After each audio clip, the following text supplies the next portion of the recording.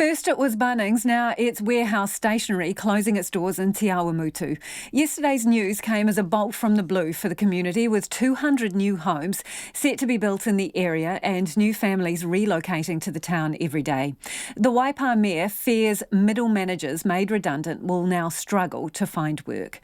This from Alex Perrottet and cameraman Nick Monro in Te Awamutu, where locals say the double closure is a bitter pill to swallow. Open for business on the main street of Te Awamutu. Shopkeepers say day one of level 2 was like a Christmas rush, but they're now worried if they'll survive to Christmas as government assistance is swept away. The Warehouse Group's bombshell announcement yesterday hit the region hard, with Warehouse Stationery Te Awamutu and No Liming Tokoroa likely to go, all part of its proposal to cut up to 1,000 jobs.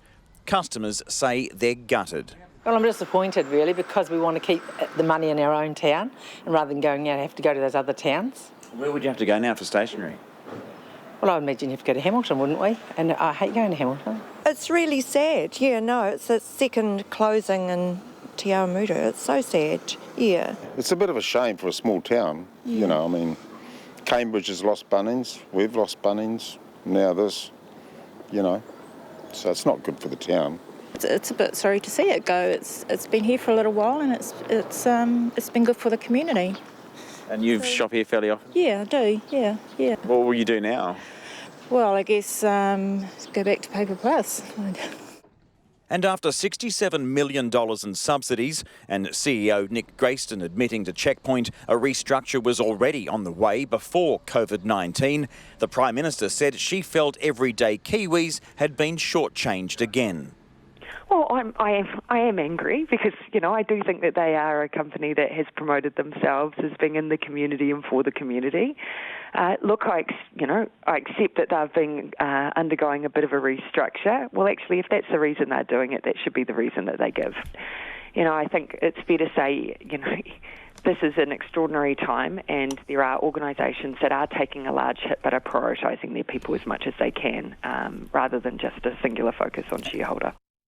It's a double blow for the Waipa town, with Bunnings' recent announcement it's extending its Waikato exodus. Both Te Awamutu and Cambridge stores are set to close, as well as Putararu, following announcements last year that Pairoa and Te Aroha were closing. Very disappointed. I would have thought Bunnings Australia would have done its due diligence, and I'm sure that the builders in this area, I understand that there's over 200 new houses to be built.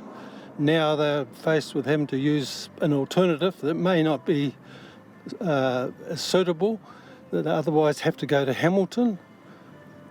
So yeah, I am very disappointed. I'm surprised because Te Awamutu's, I've been here 14 years and it's grown substantially, you know, so I'm pretty... And it's still growing, right? They're going to build 200 houses. I know, it's crazy. Other branches of Bunnings have shut down, I think Te Aroha. A few of those guys have actually moved here, and now they've been told that they're going to lose their jobs. So, yeah, bitter pill to swallow, eh? A few of them have asked if there's any jobs going where I work. So, it's not good. My dad used to work here. Oh, your dad used to work here? Oh, when it was Benchmark. Right. Way back when, I don't know. To me, when you read newspapers and you see them building a $30 million one in the new Bunnings in Australia, and they're closing down all these places, you know, and they look at it as a COVID thing, which I don't believe is true.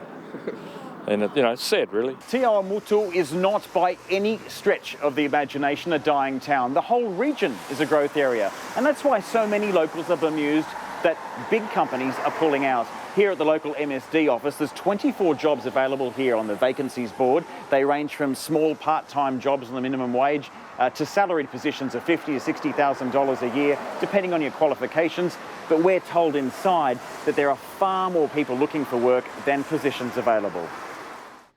Waipa District Mayor Jim Milcreast says there's been around 3.5% growth in recent years, which he says is phenomenal. And so, despite COVID-19, the closures have caught him by surprise.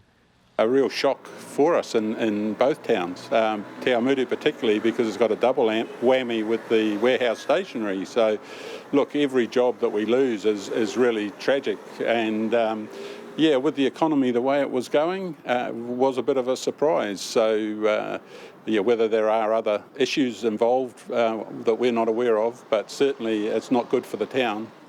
He says he feels for middle managers still years away from retirement who will struggle more than others to find new jobs. He says he's still waiting for the green light on more than 20 Provincial Growth Fund applications. But government ministers talking about shovels in the ground need to remove red tape currently slowing down projects and jobs. Just the sheer processes that we're now forced to go through in terms of the Resource Management Act and getting contracts let and things just slows the whole process down. So, yeah, it's... Is there still too much red tape? Oh, absolutely. From a nation's point of view, we really need to try and break this belts and braces approach that we have. Obviously, we want to protect our environment, but we do need to actually have an economy so that people can actually live in and survive in the country. Hundreds of homes are being built around Te Awamutu, developers confident more families are moving in. But locals are pretty blunt on why some big businesses are moving out. I think it's all about business, more than people. And that was Alex Perrottet and Nick Monro in Te Awamutu. And if you were listening, we'll put that up on our Facebook page and our website so you can see the video.